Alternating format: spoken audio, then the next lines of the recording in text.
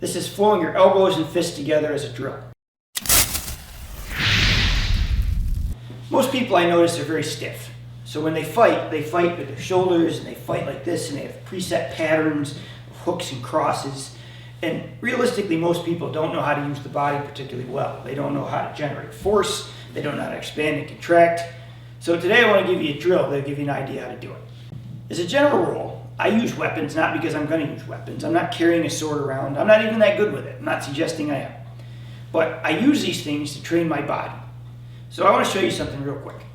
As I do this, what you'll see is as I load, you see how my whole body loads? And then my hand comes through comfortably, which loads the body, which loads the body, which loads the body. And everything that I do loads the body so that my hand flows nicely through the technique. So every time I do this, see how like my body expands and contracts and comes through. If you'll notice, it does not look like this. Like you're doing this, right? The reason you use weapons is it trains the body to move properly. If you're on your own, I want you to think of it the same way. If I take my hands, instead of just doing this, big at first, what I like to do is I like to make them big and swing them, and swing them, and swing them. I like to go from circles to straights, back to angles, and you just want to use the body. And then what you do is you start mixing elbows into the work. So I want you to envision this as a stretch.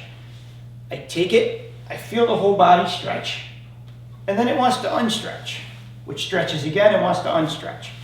And now I start playing with angles, directions, different work, back fists, fingers, punches, elbows, into knees, and whatever. And you want to just teach your body to flow properly.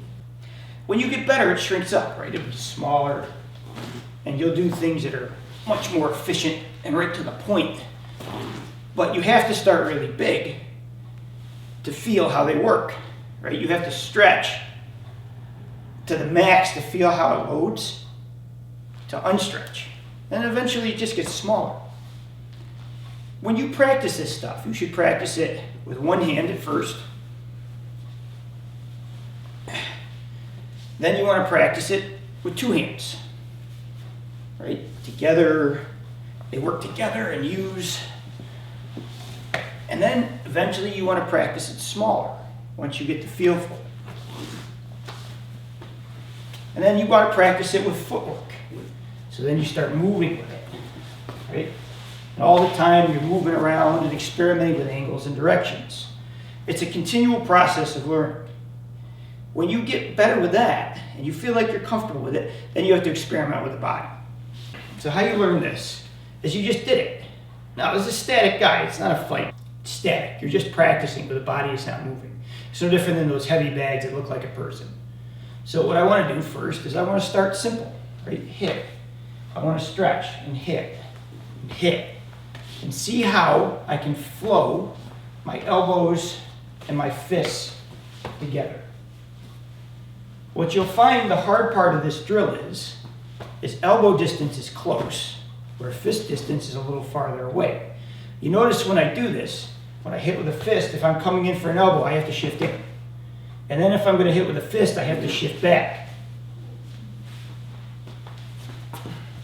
So, there, you're just playing around, moving. And then eventually you add open hands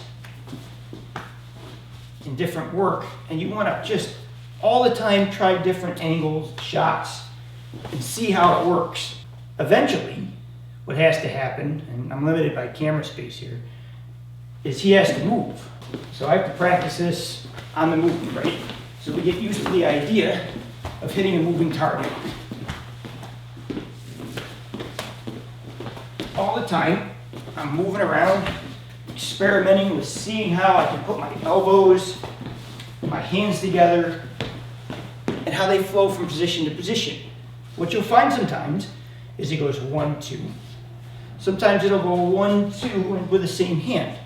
It's very important that you experiment using alternate hands, and then sometimes the same hand to the other hand. Now, that's a very slow drill. without a lot of depth. So I'm not drilling.